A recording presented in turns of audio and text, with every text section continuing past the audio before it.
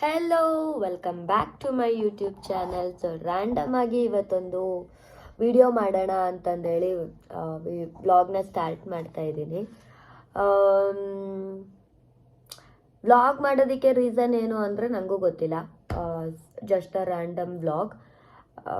ತುಂಬ ದಿನ ಆಗಿತ್ತು ಈ ಥರ ಕೂತ್ಕೊಂಡು ಮಾತಾಡಿ ಅಲ್ಲ ಅಂತ ಅಂದ್ಬಿಟ್ಟು, ಯಾಕೋ ಓದ್ತಾ ಕೂತಿದ್ದೆ, ಬೋರ್ ಅನಿಸ್ತು ಅಂದ್ಬಿಟ್ಟು ವ್ಲಾಗ್ ಸ್ಟಾರ್ಟ್ ಮಾಡೋಣ ಅಂತ ಅಂದ್ಕೊಂಡೆ. ನಾನು ಓದೋ ಲಕ್ಷಣ ತೋರಿಸ್ತೀನಿ ಬನ್ನಿ. ಬೆಳಗ್ಗೆಯಿಂದ ಓದೋಣ ಅಂತ ಕೂತ್ಕೊಂಡು ಎಲ್ಲ ಸೆಟಪ್ ಮಾಡ್ಕೊಂಡಿದ್ದೀನಿ. ನೋಡಿದರೆ ವ್ಲಾಗ್ ನೋಡ್ತಾ ಇದ್ದೀನಿ. ಇಷ್ಟೊತ್ತವರೆಗೂ ಬಿಗ್ ಬಾಸ್ ನೋಡ್ತಾ ಇದ್ದೆ. ಇದೇನೋ ಟೈಮ್ ಟೇಬಲ್ ಹಾಕ್ಕೊಂಡಿದ್ದೀನಿ ಇದನ್ನ ಫಾಲೋ ಮಾಡೋಣ ಅಂತ. ಬಟ್ ಐ ಡೋಂಟ್ ನೋ ಇದು ಎಷ್ಟರ ಮಟ್ಟಿಗೆ ಫಾಲೋ ಮಾಡ್ತೀನಿ ನಾನು ಅಂತ. ಹೋಪ್ ಇದನ್ನ ಫಾಲೋ ಮಾಡಿದರೆ ಕರೆಕ್ಟಾಗಿ ಎಲ್ಲನೂ ಆಗುತ್ತೆ. ಒಂದರಲ್ಲಿ ವ್ಲಾಗ್ ಓಡ್ತಾ ಇದೆ, ಇನ್ನೊಂದರಲ್ಲಿ ಸ್ಲೈಡ್ಸ್ ಹಾಕ್ಕೊಂಡಿದ್ದೀನಿ ಎಕ್ಸಾಮ್ಸ್ಗೆ ಓದೋಣ ಅಂತ. ಇವತ್ತು ಬೇರೆ ಸಂಡೇ. ಸೊ ಸಂಡೇ ಆಗಿರೋದ್ರಿಂದ ಏನು ಓದೋದಕ್ಕೆ ಅಷ್ಟಾಗಿ ಇಂಟ್ರೆಸ್ಟ್ ಬರ್ತಾ ಇಲ್ಲ. ಆ್ಯಂಡ್ ನನಗೆ ಒಂದು 3-4 ಡೇಸಿಂದ ಐಪ್ಸಿಗೆಲ್ಲ ಹೋಗಿ ಬಂದಮೇಲೆ ಫುಲ್ ಹೆಲ್ತ್ ಹಾಳಾಗೋಗಿತ್ತು. ಏನು ಮಾಡೋದಕ್ಕೂ ಆಗ್ತಾ ಇಲ್ಲ. ಫುಲ್ ಚಳಿ ಜ್ವರ ಬಂದು ಒಂದು ವಾರ ಬೆಡ್ ರಿಡನ್ ಆಗಿಬಿಟ್ಟಿದೆ. ಆವಾಗಲೂ ಏನೂ ಓದೋಕ್ಕಾಗಿಲ್ಲ.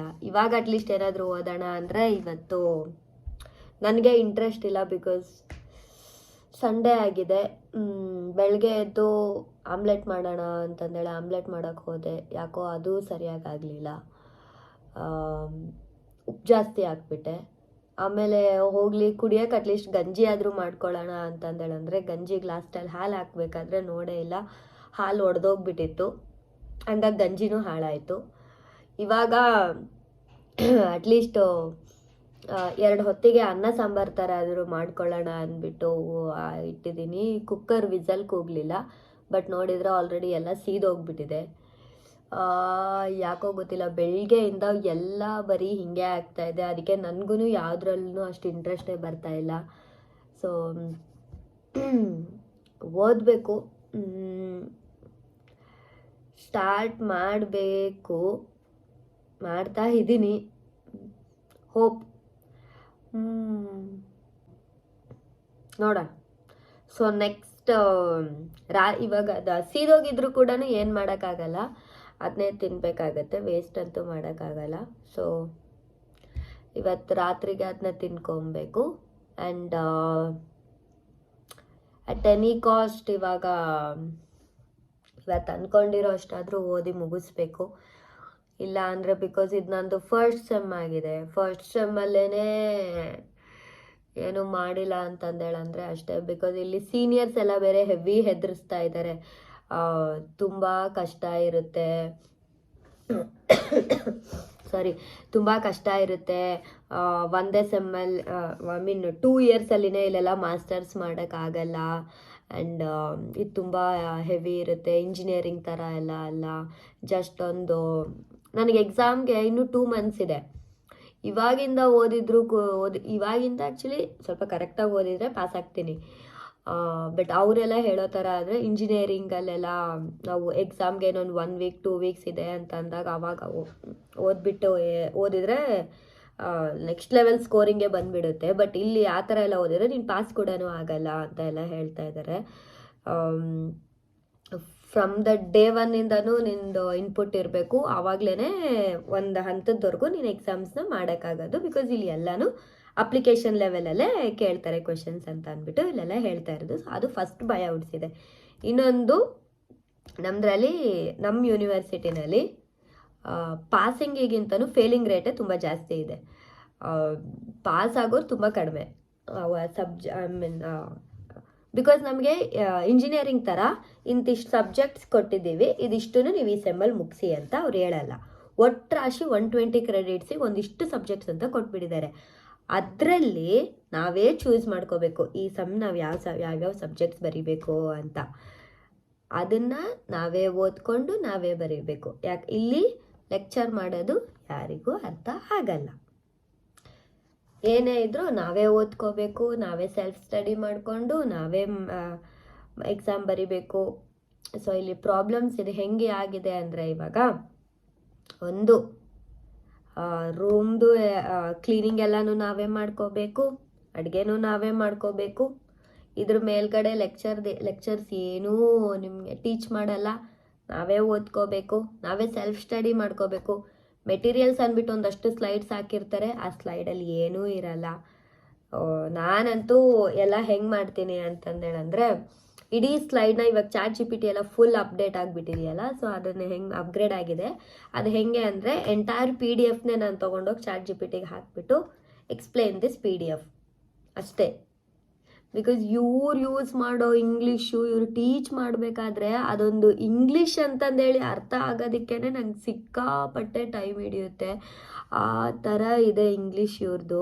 ಸೊ ನಾನು ಅದಕ್ಕೆ ಎಲ್ಲದನ್ನು ಹೆಂಗೆ ಮಾಡ್ತೀನಿ ಅಂತಂದರೆ, ChatGPTಗೆ ಹಾಕ್ಬಿಡ್ತೀನಿ ಎಕ್ಸ್ಪ್ಲೈನ್ ದಿಸ್ PDF ಅಂತ ಅಂದ್ಬಿಟ್ಟು. ಸೊ ChatGPT ಎಲ್ಲ ನೀಟಾಗಿ ಕೊಡುತ್ತೆ, ಅದರಿಂದ ಓದ್ಬಿಟ್ಟು ಆಮೇಲೆ ಅದನ್ನು ಎತ್ತಿ ಒಂದು ನೋಟ್ಸ್ ಮಾಡಿಕೊಂಡು, ಯಪ್ಪ ದೇವ್ರೆ. ಇದ್ರ ಮಧ್ಯೆ ಈ ಬೇವರ್ಸಿ ವೆದರ್ ಬೇರೆ, ಯಾವಾಗಲೂ ಸ್ನೋ ಬೀಳ್ತಾ ಇರುತ್ತೆ ಗುರು. ಯಪ್ಪ ಸಾಕಾಗಿ ಹೋಗಿದೆ ಸ್ನೋ ಸಲುವಾಗಿ. First time very much excited, snow ಬಂದ್ರೆ ಓ ವಾವ್, ಯಾಕಂದ್ರೆ ಲೈಫಲ್ಲಿ ನಾನು ಸ್ನೋನೇ ನೋಡಿಲ್ಲ. ಫಸ್ಟ್ ಟೈಮ್ ಸ್ನೋ ನೋಡಿದಾಗಂತೂ ಹೆವಿ ಖುಷಿ ಆಗೋಯ್ತು. ಇವಾಗ ದಿನ ಬರುತ್ತೆ ಗುರು ಸ್ನೋ, ದರಿದ್ರದ್ದು.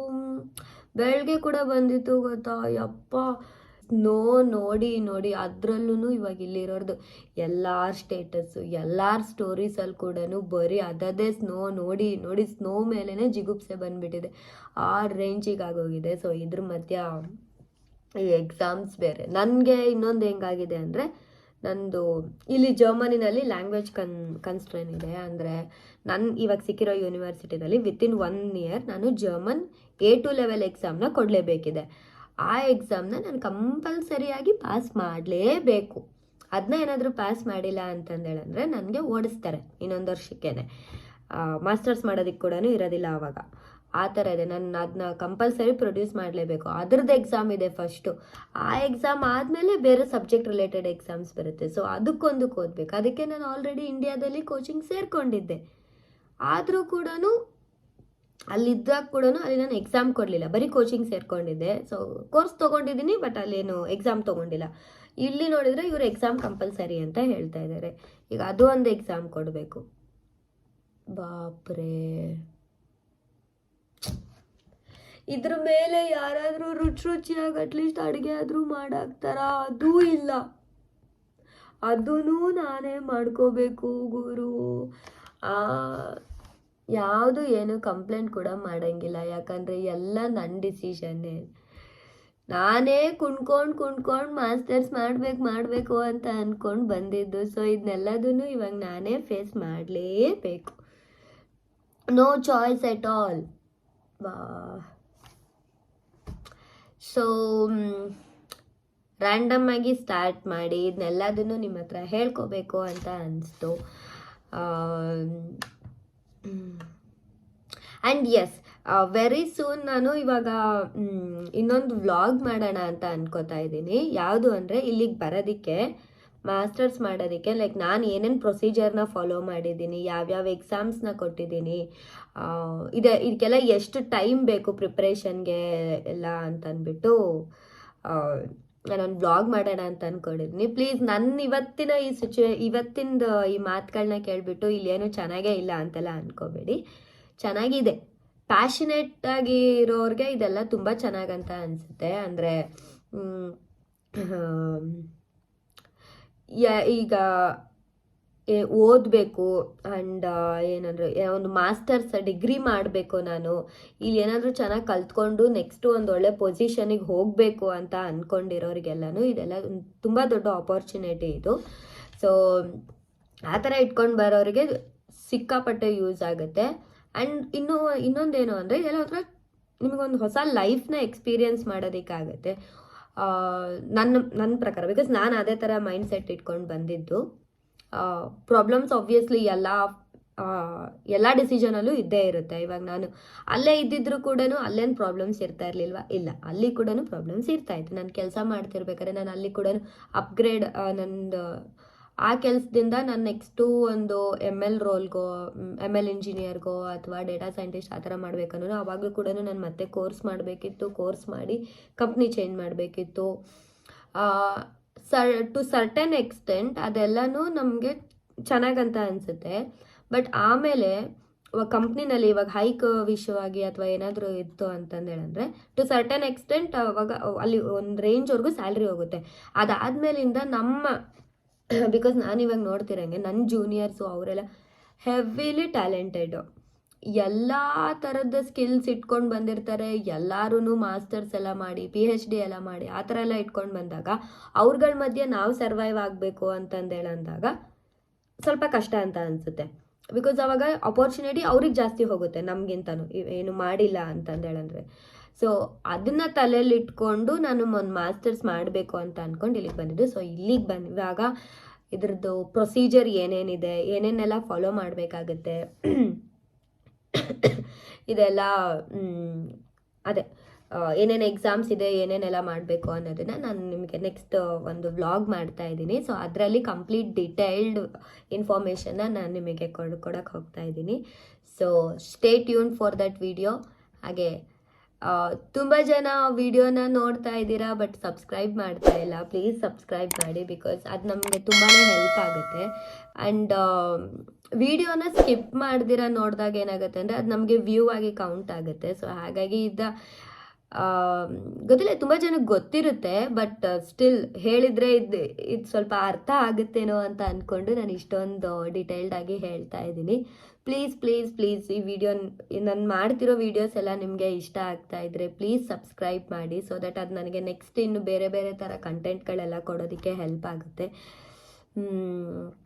ಸೊ ಎಸ್, ಈ ಮಾತುಕತೆ ನಿಮಗೆ ಬೋರಿಂಗ್ ಅಂತ ಅನಿಸಿದರೆ ಐ ಆಮ್ ಸೊ ಸಾರಿ.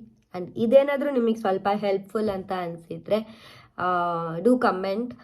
ನಾನು ನೆಕ್ಸ್ಟ್ ಬ್ಲಾಗಲ್ಲಿ ಅದನ್ನು ಪ್ರೋಸೆಸ್ನೆಲ್ಲ ಮಾಡೋದು ನಿಮ್ಗೆ ಅದೆಲ್ಲ ಹೆಲ್ಪ್ ಆಗುತ್ತೆ ಅಂತ ಅನ್ನೋದಾದರೆ ನನಗೆ ಹೇಳಿ. ಸೊ ದಟ್ ನಾನು ಅದನ್ನ ಕಂಪ್ಲೀಟ್ ಅಥವಾ ನಿಮಗೆ ಏನಾದರೂ ಕ್ವೆಶನ್ಸ್ ಇದ್ದರೆ ಅದನ್ನು ಕೂಡ ಕಮೆಂಟಲ್ಲಿ ಹಾಕಿ. ಲೈಕ್ ಇದ್ರ ಬಗ್ಗೆ ಏನಾದರೂ ಕ್ವೆಶನ್ಸ್ ಇದ್ದರೆ ಸೊ ನಾನು ಅದನ್ನ ನೆಕ್ಸ್ಟ್ ವ್ಲಾಗಲ್ಲಿ ಆನ್ಸರ್ ಮಾಡೋದಕ್ಕೆ ಟ್ರೈ ಮಾಡ್ತೀನಿ. See you, bye.